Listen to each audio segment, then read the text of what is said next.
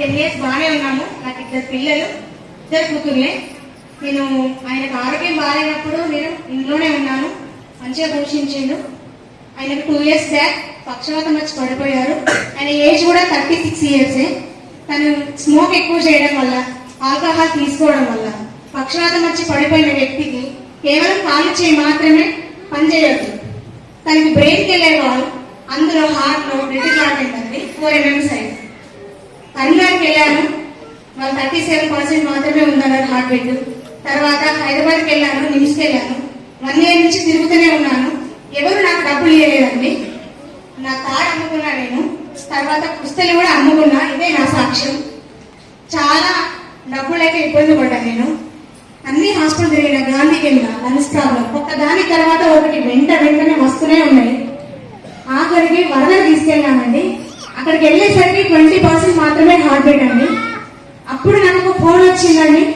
అప్పటికి నేను ఆయన అనుకున్నారు, మా ఆయన కేవలం 20%, అందులోనే పచ్చలైనాయి. ఆయనకి కిడ్నీలు కూడా పాడైపోయాయి, బ్లడ్ వాటర్ డివైడ్ అయిపోయాయి, కాలు వాపులు రావడం. ఆల్మోస్ట్ మంచిర్యాలలో చంద్రత హాస్పిటల్ చాలా మందికి తెలిసే ఉంటుంది. ఆయన ఆల్రెడీ చెప్పేశారు, బ్రతికిన రోజులు బ్రతుకుతారు, తర్వాత మీ ఇష్టం అమ్మ అన్నారు. నా లైఫ్ మొత్తం 0 అయింది. మా నాన్న మా ఆయన బాధ్యత అని వదిలేశాడు. తర్వాత ఎవరు చేయి పట్టుకున్నా నాకు అర్థం కాలేదండి. ఒకే ఒక ఫోన్ వచ్చిందండి, మా అక్క చేసింది, నువ్వు ఫుడ్ ప్యాచెస్ వాడవే కంపల్సరిగా తగ్గిపోతుందని ఒక ఫోన్ వచ్చిందండి. అప్పటికి నేను కార్డియాలజీ డిపార్ట్మెంట్ లో ఉన్నాను. ఇన్ని డబ్బులు ఖర్చు పెట్టినా కదా, కేవలం ఫుడ్ ప్యాచెస్ కి 1250 ఖర్చు పెట్టలేనా అని చెప్పేసి నేను ఇంటికి వచ్చేసరికి మా స్వప్న అప్లైనర్, నేను కిరణ్ సార్ అప్లైనర్స్ ఐడి తీసుకోమని చెప్పాను. కంటిన్యూగా 1 month ఫుడ్ ప్యాచెస్ వాడాను. తర్వాత పచ్చలేనే కదా, అది తగ్గిపోవాలి. ఆల్ ప్రాబ్లమ్స్ మా ఆయనకే వచ్చిందని. 20% హార్ట్ రేట్, అస్సలు ఆయన బ్రతకగా ఉన్నారు. నేను ఎక్కడ హోప్స్ కోల్పోలేదు. తర్వాత వీటన్నిటికీ మూల్యం ఒక ఆయిల్ చేంజ్ చేయండి అని కిరణ్ సార్ కానీ స్వప్న మేడం గారు అన్నారు. సరే అని చెప్పేసి నేను కేవలం వెస్టేజ్ రైస్ బ్రాన్ ఆయిల్ వాడాను. దాని తర్వాత ఫుడ్ ప్యాచెస్ వాడాను. దాని తర్వాత ఫ్లాక్స్ ఆయిల్ వాడాను. నాకు తెలియకుండానే నేను ఒక 10 items తీసుకున్నాను. ఇందులో ఆయన 1 year 6 months వరకు ఆయన కింద అడుగు పెట్టకుండా కడుపులో బిడ్డను ఎట్లా చూసుకోవాలో అట్లా చూసుకోండి మాత్రమే అన్నారు. ఓకే, ఆయన బ్రతికితే చాలా అనుకున్నా నేను. అటువంటిది మన సప్లిమెంట్స్ వాడిన తర్వాత కేవలం 6 months లోనే ఒక రిజల్ట్ అండి. మా ఆయన కూడా ఇక్కడే ఉన్నారు.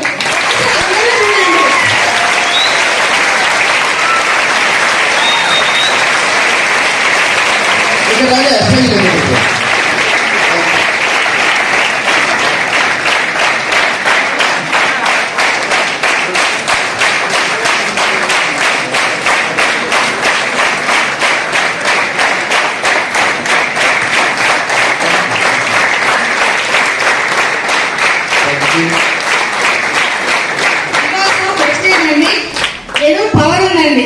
నాకు ఎవరు చెప్తే ఇందులోకి రాలేదు, ఎవరు బలవంతం చేస్తే రాలేదు. ఇది అది వాడమని నన్ను ఎవరు ఫోర్స్ చేయలేదు.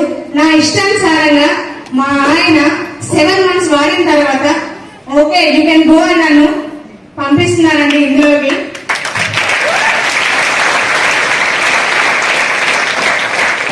ఆడది బయటికి రావాలంటే ఫస్ట్ హస్బెండ్ పర్మిషన్ ఇవ్వాలి. ఈ వెస్టేజ్ ఫస్ట్ ఆయన మార్చింది. ఫస్ట్ ప్రోడక్ట్ వాడాను. ఇప్పుడు నేను ఇందులో జాయిన్ అయ్యి 10 days అవుతుంది.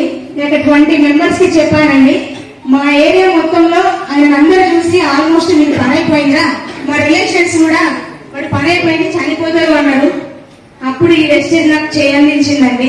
థ్యాంక్ యూ వెస్టేజ్, ఈ ఆపర్చునిటీ ఇచ్చినందుకు. మీకు కూడా చాలా థ్యాంక్స్ అండి. ఎవరిని వదిలినా వెస్టేజ్ ని వదలనండి. కంపల్సరిగా ప్రతి ఒక్కరు పిల్లలు ఇంజనీర్ అవ్వాలి, డాక్టర్ అవ్వాలని లక్షలు ప్రైవేట్ లో డబ్బులు పెట్టి చదివిస్తున్నారండి.